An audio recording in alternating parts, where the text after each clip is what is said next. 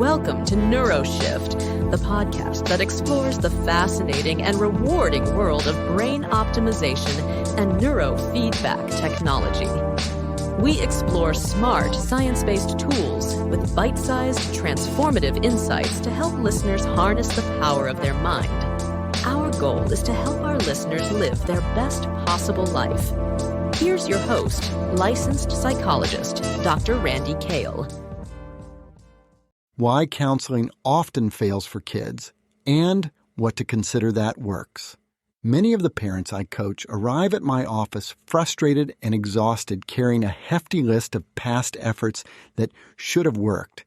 They've invested in counseling, sometimes for years, with the hope that a trained professional could talk their child into better behavior.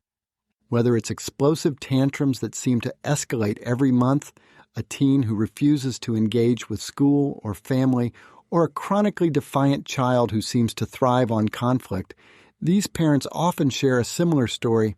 Counseling felt like a Band-Aid. If that, home life continued to decline and their child became more skilled at resisting change. Why does this happen? Why does counseling often fall short even when led by caring, competent professionals? Let's look at what's really going on. Who wants the change? This is the single most crucial question to ask. Who is actually invested in making a change? In most of these cases, the parents are doing the heavy lifting. Mom is losing sleep, scouring the internet, and reading parenting books at midnight. Dad is calling therapists, researching diagnoses, and looking for solutions. The child? Not so much. And there lies the root of the problem. You can put a child in therapy, you can arrange the appointments, drive them there, and pay the bill, but you can't make them care. You can't make them want to change. And you definitely can't make them absorb good advice they don't believe applies to them. You can lead a horse to water.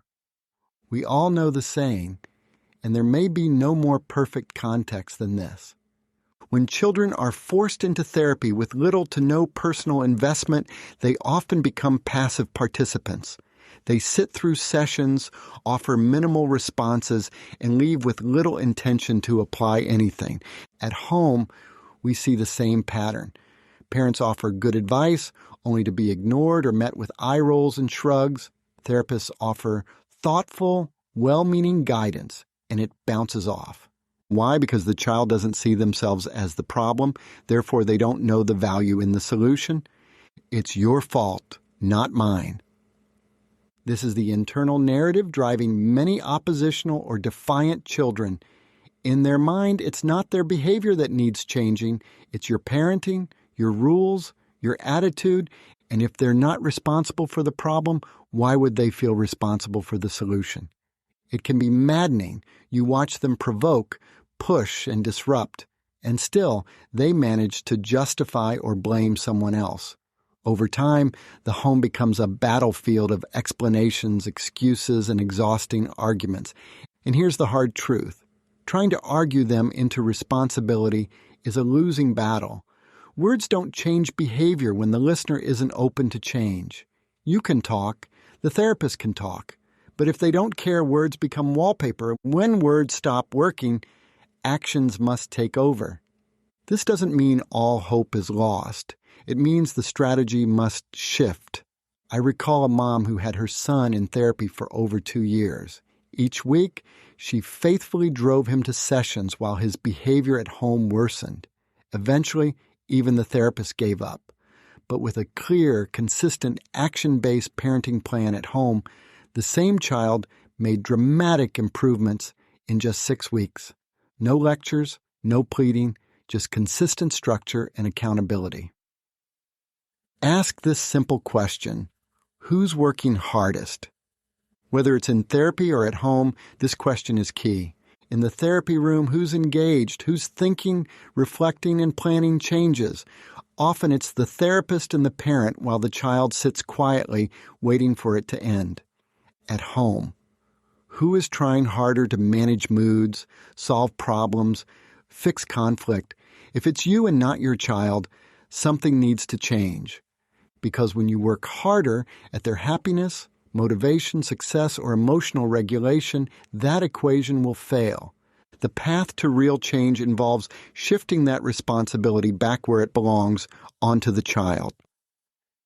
So what can you do? Instead, you can begin with structure, clarity, and consistent consequences.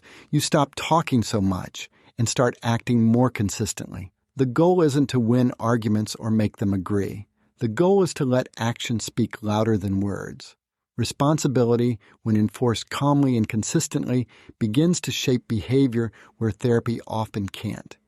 And for some children, the problem isn't just behavioral, it's neurological. The brain itself may be dysregulated, making self-control, focus, and emotional balance genuinely harder.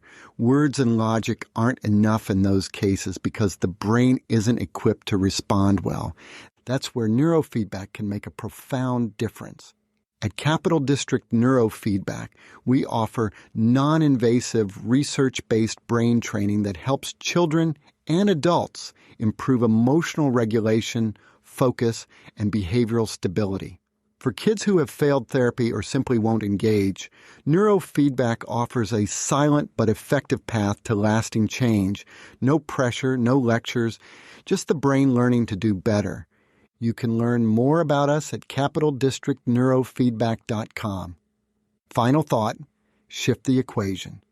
When your child resists change, it's easy to fall into the trap of working harder than they do. But actual progress begins when the responsibility shifts, when they begin to feel the natural consequences of their choices and you stop carrying the weight for them. You don't need better words, you need a better system. And with the proper support and structure, change is not just possible, it's likely.